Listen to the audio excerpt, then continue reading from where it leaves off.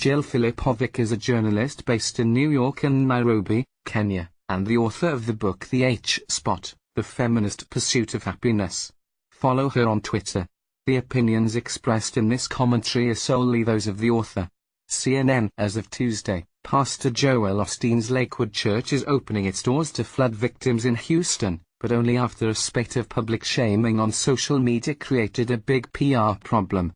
Welcome to the compassionate Christianity of this mega-rich mega-church and its prosperity gospel. Lakewood maintained on Monday that it was inaccessible, but after receiving fierce criticism from those who pointed to other examples of locals, from smaller churches to furniture stores, opening their doors to those who need shelter in Houston, the church changed course. Osteen tweeted Tuesday that he and his wife care deeply about our fellow Houstonians and that Lakewood's doors were open to those in need. The hypocritical irony here seems obvious, because Osteen is one of America's leading proponents of prosperity theology, the so-called theory that God blesses good Christians with material wealth. He makes the case that the Lord has blessed him because of his piousness, and his bank account is proof. Osteen is worth some $50 million. Lives in a $10.5 million home, and says it's God's will for you to live in prosperity instead of poverty.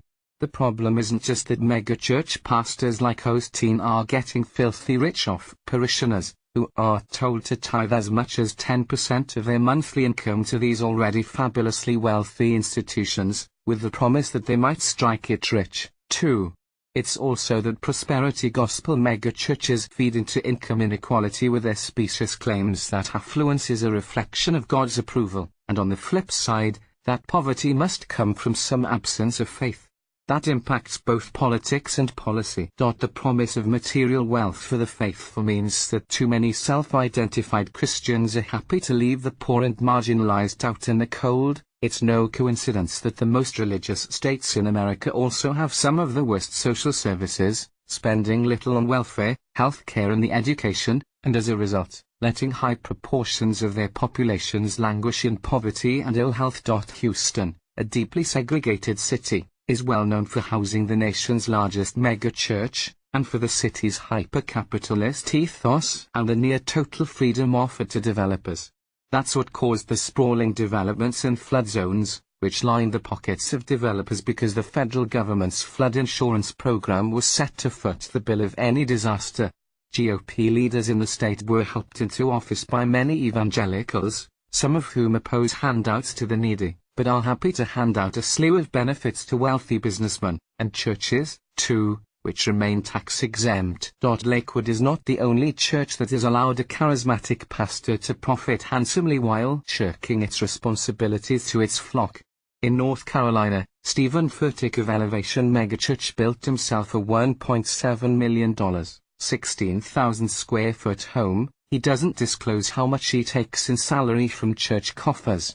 Creflo says he needs a $65 million Gulfstream jet to help him spread the good word, and had the nerve to ask his parishioners to pay for it. Donald Trump, meanwhile, has been a particular favorite of prosperity gospel preachers, including Osteen. The pastor didn't endorse him, or anyone, but said Trump is an incredible communicator and brander.